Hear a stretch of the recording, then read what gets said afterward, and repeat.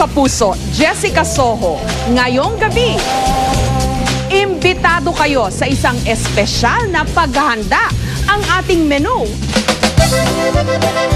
lechon,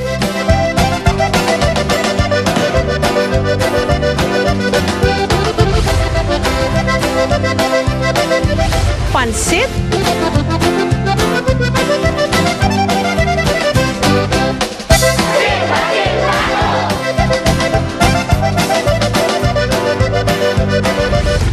mga insektong kinakain,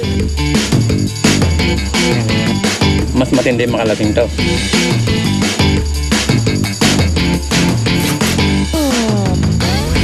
eat all you can.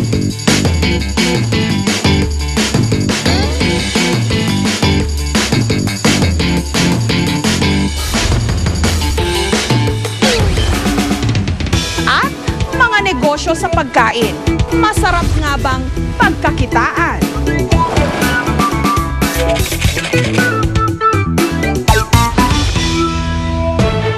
Successful rescue operation. Ay sinasamahan natin sila habang sila ay papunta sa Fort Bonifacio. Just one of the many hotels here in Tuguegarao. Nabugbog na ang boksingero si Andagan. Accept the Peabody is Jessica Soho. Silver Screen Award for Jessica Soho. Thank you, God, for this honor. Napakalayo ng nilakbay ni Barack Obama.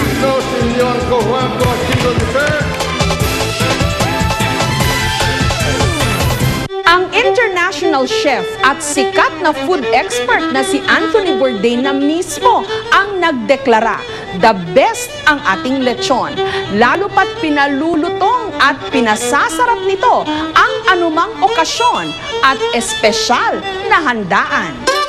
2009, idineklara ng Time Magazine mismo ang lechong Cebu ang the best pig in Asia. Walang kasing lutong, hinihiwa pa lang,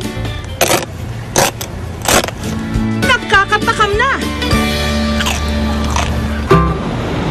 Sa restorang ito sa Baclaran, umaabot daw ng mula 10 hanggang 30 baboy ang kanilang nililitsyon araw-araw. Pero ang kanilang specialty, boneless lechon stuffed with seafood paella. Una munang iniluluto ang seafood paella.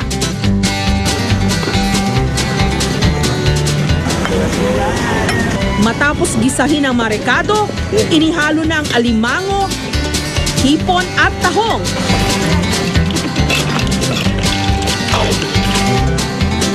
At saka tinimplahan ng mga pampalasa. Sunod namang iniluto ang kanin at tinimplahan ng paprika. Kung paella ilalagay sa baboy, iluluto pa uli. Ang lilitsuning baboy, tinanggalan muna ng ribs o tabya. At saka pinalamanan ng half-cooked na seafood paella. Dapat siya, ayos talaga. Para hindi mabutas yung balat. Kasi pag pumutok yung balat, kakalat yung kanin.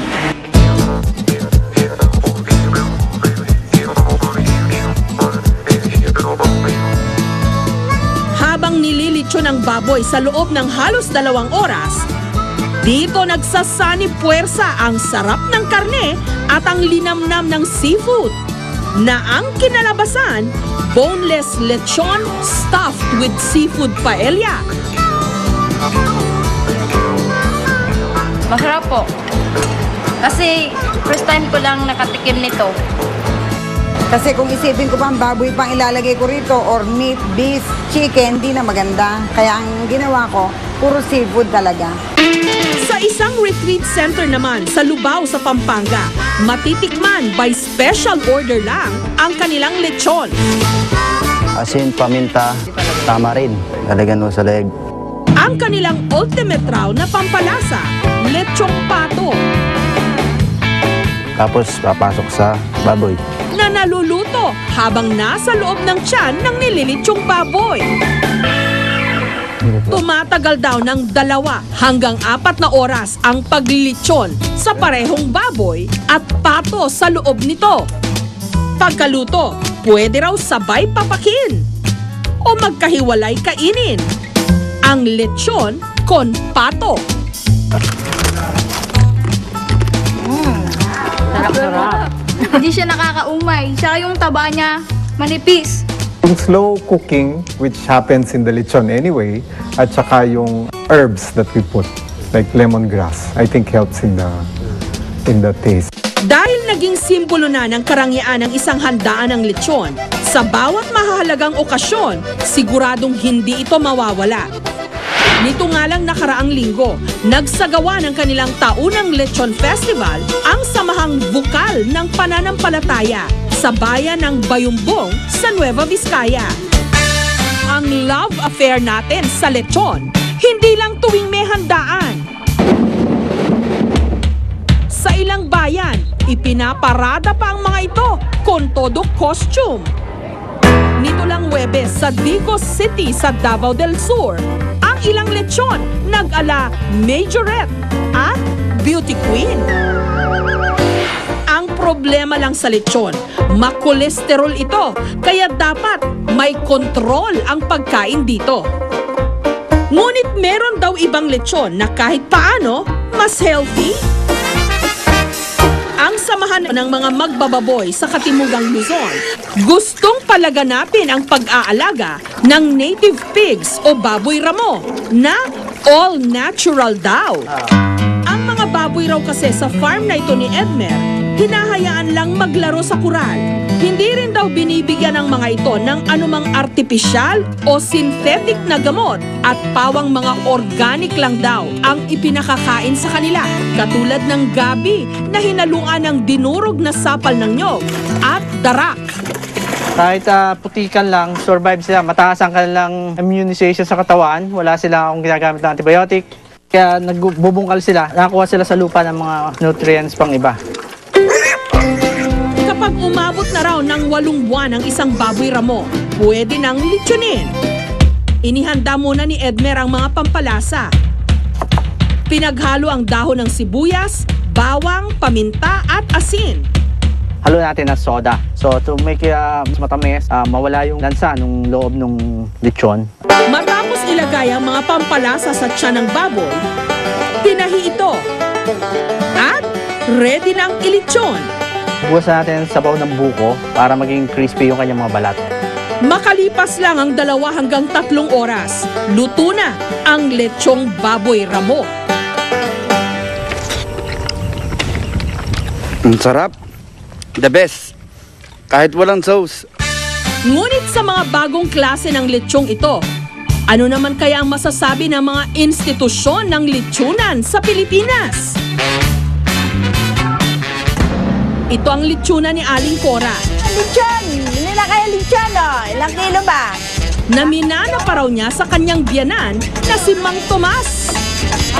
Ang di umano, kauna-unahang nagtayo ng lechonan sa La Loma noong pang 1950s. Dati lang masarap ang lechon namin. Kasi hindi binabago ang timpla. Si Mang Ramon naman ang nagpasimuno raw ng parada ng lechon sa La Loma noong taong 2000. Once nagkaroon tayo ng parada ng lechon, mapapansin tayo ng syudad, mapapansin tayo ng buong bansa, mapapansin tayo ng buong mundo. Sabi ko, nakasabi sa kanila, ang La Loma ay magiging history in the making. 5 dekadang pagtsatsaga naman daw ang iginugol ni Aling Nena sa paglilechon. Ngayon, meron na siyang 8 branches sa Metro Manila. Nagde-deliver pa sa iba't ibang mga probinsya. Lahat nakakabili sa amin, bumabalik-balik, talagang at nire-recommenda pa. Talagang nasasarapan. Kahapon, nagsama-sama ang mga lechon expert para sa isang lechon summit. Ipinatikim namin sa kanila ang 3 bagong klase ng lechon. Ang boneless lechon stuffed with seafood paella, ang lechon con pato, at ang lechong baboy ramo. Ano kaya ang kanilang sentensya? Alin ang pinakamasarap? Masarap to. Malambot, saka hindi mas, pero pag mas maalat ito, mas masarap. Kasi miski walang sarsa, pwedeng makain. Of course, di ba? Kasi may seafood yun eh. medyo mahal yun. Kung pipili ako, yun ang pipiliin ko kasi meron na ako lechon baboy, meron pa ako seafood, may rice pa ako. Masarap itong lechon, kaya lang itong patot medyo matigas. Pero masarap. Sa paanong paraan man lutuin, kahit simpleng mga pampalasa lang ang ilagay o gamitan pa ng pandagdag na sarap ng ibang putahe, lulutang at lulutang pa rin ang natural na sarap ng lechon. Truly, the best pig in Asia.